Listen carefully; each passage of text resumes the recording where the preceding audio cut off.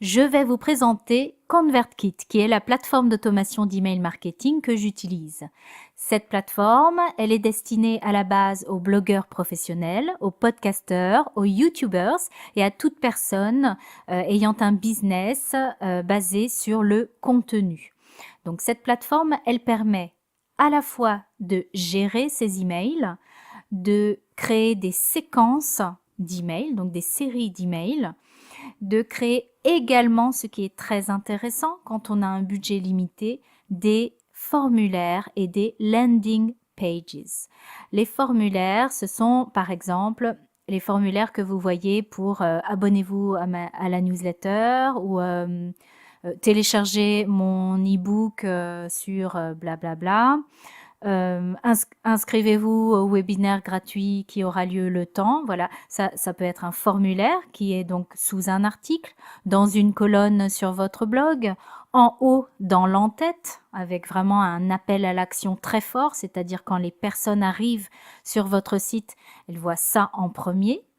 Et les landing pages qui sont carrément des pages entières, donc une page qui a pour but de récolter et de prendre une adresse email en échange de donner quelque chose qui peut être une recette, un livre, un e-book, un PDF, une méthode. Qu'est-ce que vous pouvez donner gratuitement? Vous pouvez donner, montrer une vidéo ou une série de vidéos, un mini cours.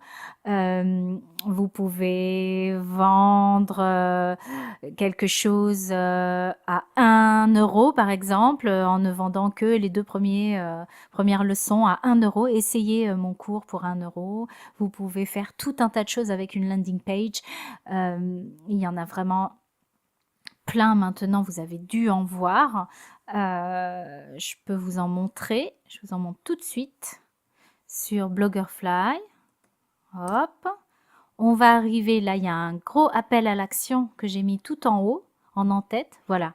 Hop là, challenge 5 jours je blogue, 5 jours pour un blog qui rock. Je participe. Donc quelqu'un qui est intéressé peut-être va cliquer. Et là, il arrive sur une landing page que j'ai créée avec ConvertKit. Elle est très simple. Voilà, on peut faire des landing pages beaucoup plus élaborées que ça. La mienne, je l'ai voulu assez simple et sobre. Donc, il n'y a pas de grosses couleurs, etc.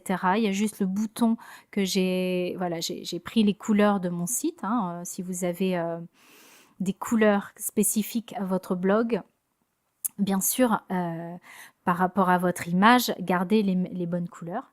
Voilà, ça c'est une landing page, c'est-à-dire qu'il n'y a rien au-dessus, il n'y a rien en dessous, il n'y a pas le menu, vous voyez qu'il n'y a pas le menu de mon blog, hein, on arrive sur une page qui vraiment synthétise la chose. Donc là, il pourrait y avoir ici la case prénom et puis email pour que les gens rentrent directement leurs informations, mais moi j'ai choisi de faire cette landing page là. Il faut d'abord cliquer ici et ensuite entrer son prénom et son email. Hop, voilà, ça c'est une landing page. Si je veux vous montrer un formulaire, hop, on va aller sur le blog. Vous allez voir un formulaire, il y en a un dans la colonne de droite qui est sur le même thème. Je prends le dernier article. Sur le même thème que l'entête que vous avez vu, donc c'est une sorte de rappel pour s'il y a des personnes qui n'ont pas vu ce que c'était.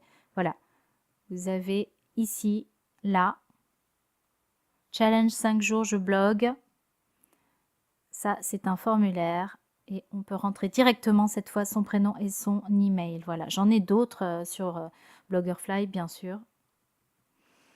Donc, ConvertKit, ça vous permet tout ça. Ça vous permet de gérer les adresses email de vos abonnés par exemple à votre newsletter. Ça vous permet de programmer, de préparer à l'avance des séries d'emails. Par exemple, vous allez faire 7 emails. Vous allez les écrire à l'avance. Vous allez inclure des liens à l'intérieur. Vous allez à la fin peut-être proposer un service, une remise sur quelque chose ou bien les inciter à faire une autre action. Et vous pouvez donc créer des landing pages et des formulaires. Avec tout ça, bien sûr, on peut aussi faire de l'automation. L'automation, c'est automatiser des actions qu'on pourrait faire manuellement, mais qui prennent beaucoup moins de temps si on fait une automation. Par exemple, si je dis que tel abonné a cliqué sur tel lien dans tel email, alors il est automatiquement mis avec un tag sous une étiquette, par exemple, on va le mettre dans telle case. Je vais dire que cet abonné-là, il va être dans la case vegan, si je parle de recettes de cuisine. Et alors, ça déclenche comme action une séquence, c'est-à-dire une série d'emails qui vont lui être envoyés avec un planning précis. Donc pas 10 emails en même temps, hein, mais selon un planning précis sur les recettes de cuisine végane, comment bien garder une bonne santé en étant végane, etc. Voilà. Et puis à la fin, peut-être vendre un e-book ou quelque chose que vous aurez écrit, ou un programme ou un cours de cuisine en ligne, quelque chose comme ça. Donc l'automation, c'est génial, ça permet de gagner du temps et puis surtout de créer un vrai plan marketing. Donc pour nous, solopreneurs, auto-entrepreneurs, ou si vous avez une petite équipe, c'est-à-dire si vous êtes 3, 2, 3, que vous n'êtes pas encore un gros business, ConvertKit, c'est fait pour ça, c'est fait pour vous. Voilà. Donc on va tout de suite aller voir à quoi ça ressemble. Quand vous allez arriver sur ConvertKit, au début, ça va être comme ça. Une fois que vous aurez confirmé votre adresse email, vous allez pouvoir aller sur la plateforme. C'est une plateforme en ligne, donc tout ce que vous faites, c'est en ligne. Ça veut dire qu'il faut penser à sauvegarder régulièrement tout ce que vous faites. Si vous avez créé un super formulaire que vous n'avez jamais enregistré et sauvegardé et que tout à coup votre ordinateur fait des siennes et crash, ou que l'internet a une coupure, vous aurez tout perdu parce qu'il n'y a pas de sauvegarde automatique. Donc il faut penser à sauvegarder régulièrement. Moi, j'arrête pas, je clique sur le bouton sauvegarder. Voilà, la plateforme se présente comme ceci.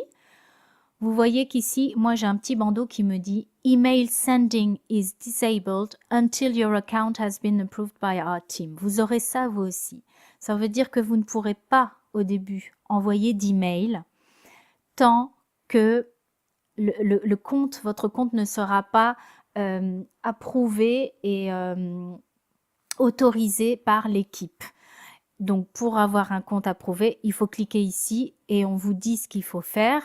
C'est surtout pour éviter que ConvertKit ne s'allie avec des gens mal intentionnés. Donc il vérifie comment vous allez utiliser la plateforme ConvertKit. Maintenant, ça ne vous empêche pas de créer des formulaires, de créer des séquences ou une séquence, de créer une broadcast. Broadcast, c'est un email unique. C'est pas une série, c'est juste un email unique. Par exemple, une newsletter, ça va être, sauf si vous les créez à l'avance, mais moi par exemple, je ne les crée pas à l'avance, je les fais de mois en mois. Une broadcast, ça c'est un email unique. Si vous envoyez à vos abonnés une mise à jour sur un produit, sur un e-book, sur un cours, alors vous envoyez un email unique. Voilà, une séquence, c'est une série. Un broadcast, c'est un email envoyé à des abonnés spécifiques. Les subscribers, ce sont vos abonnés. Donc les séquences, on a vu, ce sont les séries d'emails. Les forms, ce sont les formulaires et les landing pages que vous allez insérer sur votre site.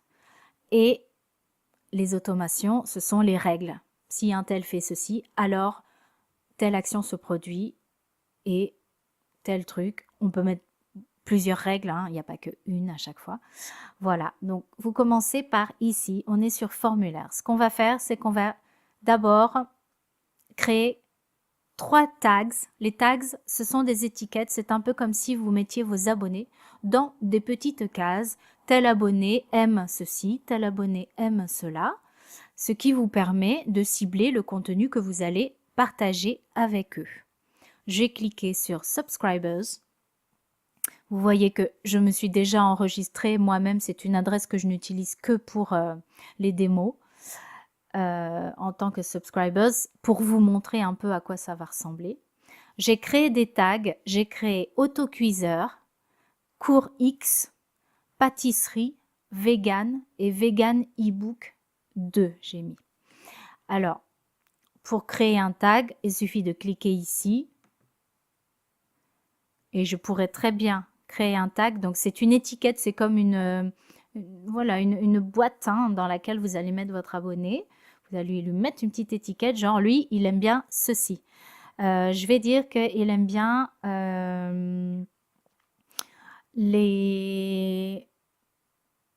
la viande. Allez. J'ai mis vegan, pourquoi je ne mettrais pas viande? Donc je ne sais absolument pas cuisiner. Ne croyez pas que je m'y connais. J'aime beaucoup justement choisir ça comme exemple. Tout ce qui est les recettes, la cuisine, ça doit être un gros fantasme chez moi, une frustration en tout cas, certaine. Donc voilà, j'ai créé des tags, ce sont des étiquettes, ok? Maintenant, je vais créer un petit formulaire. On va ici, Create Form, créer le formulaire. Et je vais créer un petit formulaire, pas une landing page aujourd'hui. Hop là. Vous voyez qu'on vous donne des exemples de présentation. Celui-ci a ma préférence parce qu'on peut y mettre une photo, mais quand c'est une newsletter, c'est peut-être pas la peine forcément de mettre une photo. Ça peut être un formulaire comme ça. Ça, c'est un formulaire vraiment simple, celui-ci, qui va être inséré dans le texte, par exemple, d'un article. Donc, c'est voilà, selon le but recherché et ce pourquoi vous allez créer le formulaire, vous choisirez l'un ou l'autre. Je prends celui-ci avec la photo.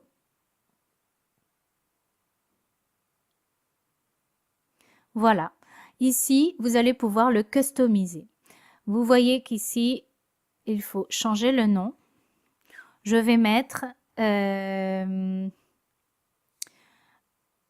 e-book vegan. Le formulaire, ça sera pour proposer le téléchargement d'un e-book vegan pour des recettes de cuisine vegan. Voilà, donc je mets, hop, vite fait, je remplis un télécharger l'e-book vegan.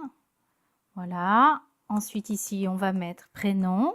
Vous voyez que même si c'est en anglais, vous pouvez tout customiser. Hein. Vous n'allez pas laisser les choses en anglais si c'est pour du public français ou le contraire. Subscribe, on va dire télécharger. Voilà, là on change aussi.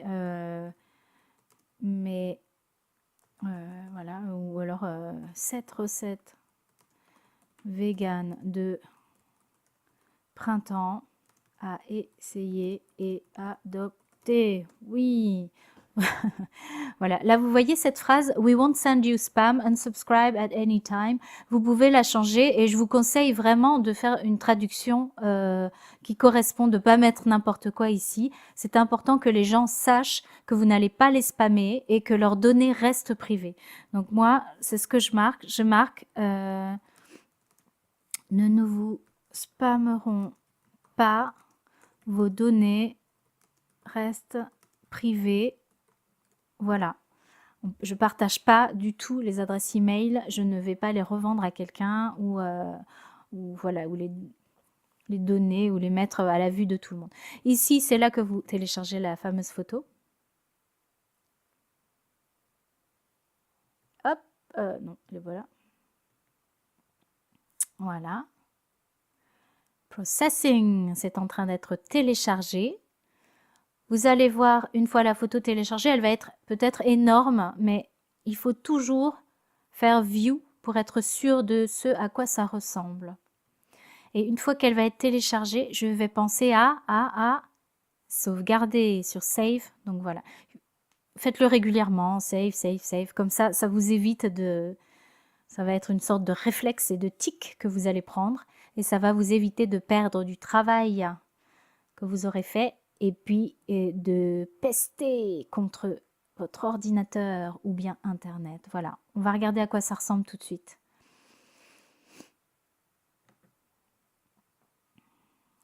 Donc le formulaire là que vous allez voir, il va apparaître en très gros. Ça ne va pas être comme ça sous un article, hein, par exemple. Vous avez vu tout à l'heure, je vous ai montré. Voilà, le formulaire, il est redimensionné. Voilà, il est redimensionné par rapport à là où vous allez le placer. Donc voilà, voilà, voilà. Tac. On peut changer les couleurs qui sont ici. Vous voyez deux couleurs. Enfin, deux couleurs. Deux endroits. Donc, il y a le cadre en haut, en bas. Et il y a la couleur du bouton. C'est grâce à la baguette magique. Donc, le texte, on peut changer la couleur. Bon, moi, je le laisse. Et l'accent color, ça va être la barre du haut et la barre du bas. Si vous avez des couleurs par rapport à votre site, que vous utilisez toujours les mêmes couleurs, je vous conseille voilà, d'être cohérent et d'utiliser une couleur que vous aimez bien. Alors, moi, je vais mettre... non, pas trop, voilà, comme ça. Et puis, le bouton... Ah mince, je n'ai pas... vous voyez, il faut... Voilà, il faut dire OK pour valider. Ensuite, ici, je vais changer. Et je vais mettre un...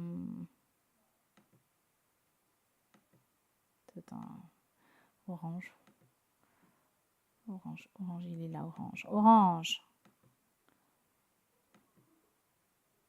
Ouais, c'est pas très beau hein, comme couleur. Voilà, il faut bien les penser, il faut que ça aille bien ensemble. Bon là, voilà, on fait de l'à peu près parce que c'est pour vous montrer rapidement. Je ne vais pas y passer 3000 heures. Voilà, donc j'ai fait sauvegarder. Mon petit formulaire, il est sauvegardé. Vous prendrez bien sûr tout le temps qu'il vous faudra pour faire quelque chose à la fois de joli et à la fois avec un texte bien pensé pour que vos lecteurs aient envie de vous donner leur adresse email, leur prénom, voilà, leurs coordonnées. Donc là, on était dans contenu. On va aller dans settings, dans les réglages.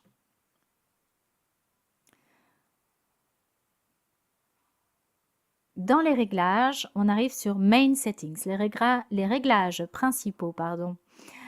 Voilà, donc nous on a choisi juste de créer un formulaire à mettre sur notre site. On aurait pu créer une landing page entière. On peut encore changer, mais bon, une fois que vous avez commencé, je vous déconseille parce que il faut à peu près tout changer. Autant refaire un nouveau formulaire en choisissant la landing page dès le départ.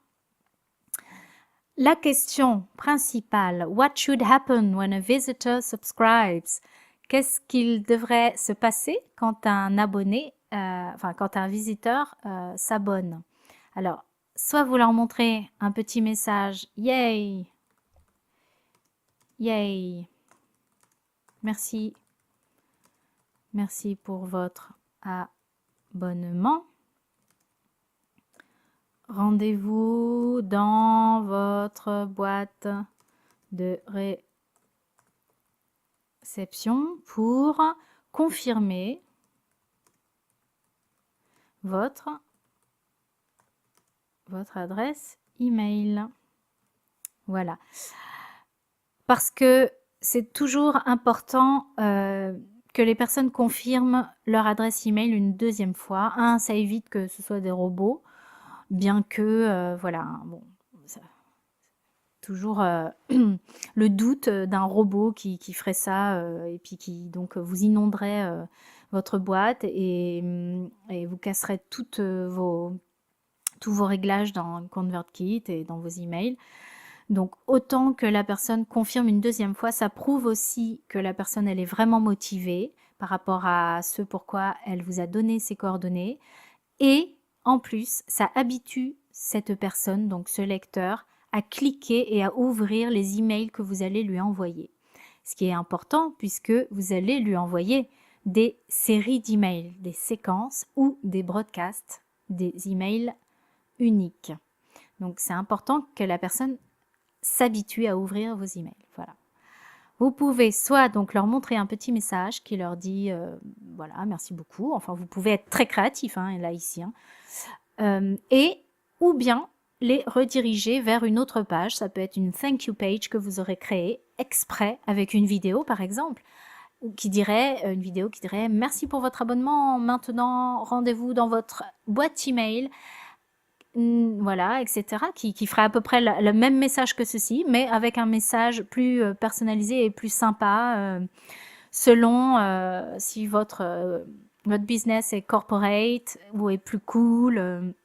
Voilà, vous pouvez être créatif ou les envoyer directement vers une autre page de votre choix. Regardez, si je clique sur page, et là, vous allez mettre l'URL. Hein, mais moi, je vais revenir à succès, le success message, pardon, le message, voilà. Vous pouvez aussi directement, s'ils se sont abonnés, les mettre dans une séquence. Je ne vous le conseille pas, je vous conseille de faire ça dans l'automation. Voilà, il y a plusieurs manières de faire, comment dire, se comporter ConvertKit, et moi je vous conseille plutôt de les faire souscrire à une séquence ou à autre chose, à une action dans les automations. C'est bien plus clair. Donc, on va sauvegarder. Attention, le bouton maintenant est en bas à droite. Sauvegarder le formulaire. Ça tourne, vous voyez là, c'est en train d'être sauvegardé. On a l'impression que rien ne se passe, mais voilà. Incentive email. Alors ça, c'est le premier email donc, que les personnes vont recevoir. Hein. Ils vont recevoir un email de votre part. Soit c'est un email qui ne demande pas une autre confirmation. Voilà. Enfin, soit vous n'allez pas leur envoyer d'email. Ce qui est dommage, je trouve, puisque c'est toujours bien qu'ils aillent vérifier dans leur boîte aux lettres et qu'ils prennent l'habitude, encore une fois, d'ouvrir leurs emails.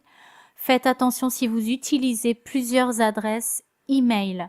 Par exemple, vous avez plusieurs business ou bien vous avez plusieurs adresses email parce que vous avez un email support at blablabli, hello at blablabli, rendez-vous at blablabli, enfin, etc. Si vous avez plusieurs adresses email, voilà. Attention à quelle adresse email va envoyer chaque email. Important, on change le sujet de l'email. Voilà. Voilà, comme ça. Confirmez votre adresse email.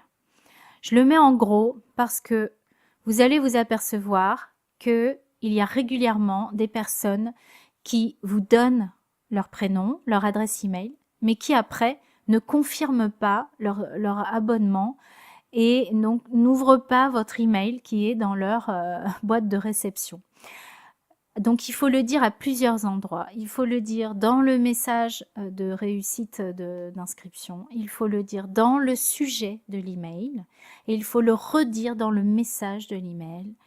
Alors, bien sûr, on peut changer, mais merci de votre abonnement. Cliquez sur le bouton ci-dessous pour confirmer votre email et recevoir l'e-book de recettes de printemps, par exemple. Voilà, et là on peut changer, on peut tout changer. Hein.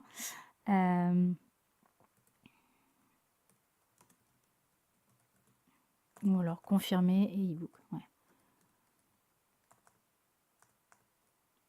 Voilà, recevoir l'e-book. Voilà, les personnes vont cliquer là. Bon, là, vous allez changer aussi. Hein, j'enlève tout, blablabla, blablabla. On ne peut pas vraiment customiser cet email. C'est le premier email de confirmation. On peut mettre un peu avec du CSS. On peut mettre en gras si vous connaissez le CSS. Mais on ne peut pas voilà, mettre de photos, etc. Donc, je vais mettre, voilà, à bientôt. Vite. Tac. Alors là, il faut aussi choisir ce qui va se passer une fois que les personnes vont cliquer sur ce lien. Une fois qu'elles vont cliquer sur le bouton, ça va devenir des abonnés confirmés pour ConvertKit. Ça veut dire que ce sont des personnes qui vraiment sont allées dans leur email, ont cliqué sur le bouton pour confirmer et pour recevoir l'e-book. Là, vous avez deux solutions. Vous pouvez soit les envoyer encore une fois vers une thank you page. Donc par exemple, ça peut être une page où il y aura une vidéo avec un tuto, quelque chose comme ça, parce que à la base, vous leur avez proposé regardez la vidéo ou apprenez à faire ceci, cela, et donc vous allez les envoyer directement vers la fameuse page. Ou alors, vous pouvez aussi, hop, tout de suite là, télécharger un PDF. Donc là, comme il s'agit d'e-book, je pourrais faire Incentive Download, upload the file, et ça serait par exemple mon e-book de recettes vegan de printemps que je mettrai là. Et les personnes, quand elles vont cliquer sur le bouton dans leur email, une page va s'ouvrir avec l'e-book qu'elles pourront télécharger et peut-être imprimer si elles ont envie, mais sinon garder dans leur ordinateur et l'enregistrer. Voilà. Petit conseil, auto-confirm new members. Oui, moi je dirais oui, ça veut dire de confirmer automatiquement les nouveaux membres. Ah, alors, c'est un peu, comment on peut dire, antinomique avec ce qu'on a fait. C'est-à-dire que là, nous, on a tout fait pour que les personnes nous confirment vraiment leur intérêt, leur email, etc. Quand on clique sur Auto Confirm New Members, ça veut dire qu'on s'en fiche. On veut quand même si la personne n'a pas vraiment... voilà, n'a pas cliqué sur recevoir l'e-book et finalement n'a pas confirmé son email, on les confirme automatiquement. Alors, ça peut être bien parce que voilà, tout le monde ne va pas ouvrir son email tout de suite, aller télécharger l'e-book. Il y a des gens qui, par exemple, vont recevoir un coup de fil ou ils ont un rendez-vous, ils partent et après ils ont complètement oublié qu'ils avaient demandé cet e-book. Et donc, ils n'ont pas du tout confirmé leur email et ils n'ont pas donc téléchargé l'e-book non plus. Vous pouvez penser qu'ils ne sont pas motivés, etc. Mais des fois, c'est juste parce qu'ils ont été dérangés dans leur action. Donc, vous pouvez quand même les confirmer et puis vous leur envoyer votre newsletter, etc. Puisqu'à la base, ils ont quand même entré leur prénom et leur email, par exemple. Voilà. Ça, non, send subscriber data to thank you page, moi je le fais pas. Donc on va sauvegarder, toujours sauvegarder. Ça tourne, ça tourne.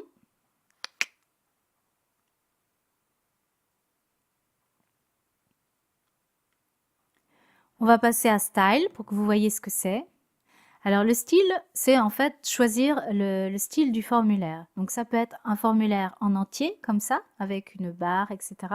Ça peut être aussi quelque chose de minimaliste, avec pas de photos. Donc tout à l'heure, on a déjà choisi, vous vous rappelez, il y avait 3 choix. Donc c'est la même chose, hein. C'est juste si vous avez envie maintenant d'en changer. Et ça, c'est naked, c'est-à-dire à l'intérieur d'un article, d'un texte. Il y aura juste 2 cases comme ça. Mais si vous avez bien choisi dès le début, vous n'avez pas normalement à le changer. Après, vous avez 3 options pour montrer le formulaire. Ça peut être un formulaire donc, qui est sous un article ou dans une colonne, comme je vous ai montré ici. Donc, on appelle ça inline parce qu'il est sur le même plan que tout ce qui est écrit dans votre site. Ensuite, vous avez le modal. Le modal, c'est le pop-up. Hein, le pop-up. Alors, si vous cliquez sur modal, vous pouvez très bien définir que le pop-up, il va apparaître au bout de tant de minutes ou de secondes de lecture, ou bien juste avant que la personne ne quitte votre site et ne veuille partir. Voilà, donc ça c'est vraiment selon votre goût, hein, ce que vous préférez faire. Et vous avez le slide-in, donc c'est un pop-up qui, si vous descendez comme ça, bah, il va toujours être là, vous voyez? Il va être accroché en fait ici sur une barre. C'est ça le slide-in. Custom CSS, vous pouvez, si vous connaissez le CSS, encore une fois, customiser. Ça peut être l'écriture, ça peut être la grandeur des cases, etc. Vous pouvez, voilà, vous pouvez faire plein de choses si vous connaissez. Ce sera pour les plus avancés. Ensuite, il vient la question de What should we show to return visitors who have already subscribed? Donc, qu'est-ce qu'on devrait montrer à des visiteurs qui reviennent sur le site et qui se sont déjà abonnés. Donc, qu'est-ce qu'on fait? Est-ce qu'on continue à leur montrer le formulaire? Est-ce qu'on le cache, le formulaire? Ou est-ce qu'on leur montre quelque chose de différent? Ça, c'est à vous de décider. Moi, par exemple, sur les articles où il y a juste le formulaire pour s'abonner à la newsletter, j'ai laissé le formulaire parce que bon, je vois pas pourquoi je le cacherais, je vois pas pourquoi, voilà. Mais vous pouvez avoir de très bonnes raisons de le faire selon ce que c'est, hein. Si, voilà, peut-être que vous avez juste envie de leur vendre autre chose s'ils se sont déjà inscrits à quelque chose. Voilà, je sauvegarde encore une fois, même si je n'ai rien changé, je crois. Ça tourne, ça tourne. Voilà. On va aller dans Embed. Donc là, c'est ce qui va vous permettre de mettre ce formulaire sur votre site, sur votre blog. Donc, vous avez 3 moyens de mettre le formulaire sur votre site selon comment vous travaillez et ce que vous utilisez si vous êtes sur WordPress ou une autre plateforme de blog. Le JavaScript, voilà, là, copier-coller cette ligne. Vous avez juste le HTML, le code que vous faites copier-coller aussi, hein, vous pouvez, voilà. Et vous avez pour WordPress un plugin qui existe, que je vous conseille de télécharger si vous utilisez WordPress, qui s'appelle ConvertKit WordPress Plugin. Et là, quand vous allez télécharger ce plugin, vous verrez que dans le formulaire, quand vous créez vos articles, ou dans les pages, quand vous créez une page, vous aurez en bas ConvertKit et vous pourrez choisir le formulaire que vous voulez insérer et l'endroit où vous voulez l'insérer. Voilà.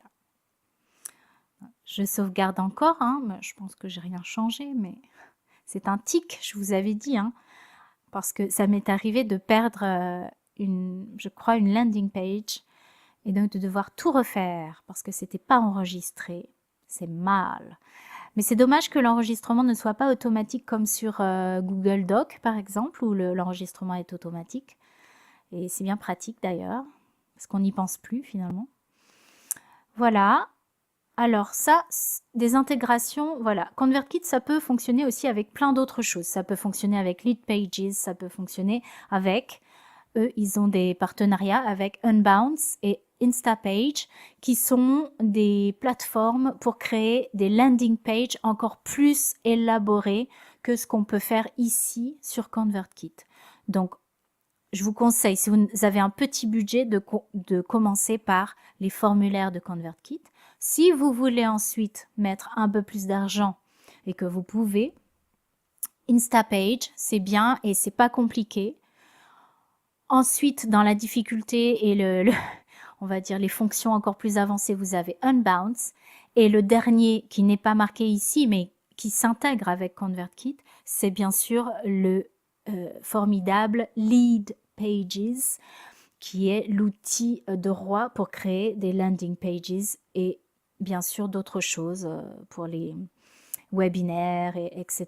Mais bon, c'est un budget. Donc, moi, par exemple, je ne peux pas pour l'instant payer plus que déjà cette plateforme, plus mes hébergements sur mes blogs, plus j'ai d'autres abonnements à des ressources, des outils, etc. que j'utilise. Voilà. Et puis ça me va très bien, je m'en sors très bien avec mes formulaires et j'ai un bon taux d'ouverture. Donc ça veut dire que les formulaires de ConvertKit, ça marche aussi. Voilà. Il faut savoir juste choisir les bonnes photos, les bons textes et les couleurs aussi. Et puis l'endroit où vous allez mettre votre formulaire. Dans les autres options, Other Options, vous pouvez dupliquer, donc le recopier encore une fois, ce formulaire. Si par exemple vous avez un e-book vegan, vous avez un e-book pâtisserie, un e-book que sais-je encore, vous pouvez le dupliquer et puis vous modifiez seulement le texte. Et comme ça, chaque formulaire, vous allez le mettre sous l'article qui correspond. Vous faites un article sur une salade avec des graines de chia, vous allez le mettre... vous allez mettre le formulaire avec l'e-book vegan recette de printemps. Vous faites un article sur le bon pot-au-feu de mamie Thérèse. eh bien, vous allez mettre en dessous le formulaire pour télécharger l'e-book sur mes meilleures recettes de cocottes, ou enfin voilà, hein. Je vous laisse à votre imagination. Donc vous pouvez dupliquer ce formulaire. C'est très pratique quand on a plusieurs formulaires qui ont un peu le même gabarit. On peut l'archiver, le formulaire, donc ça permet de le classer. Et vous pouvez l'effacer. Attention, ne l'effacez que si vraiment vous ne vous en servez pas, que si vraiment vous avez besoin de faire de la place, parce que une fois qu'il est effacé, vous ne pouvez pas le récupérer.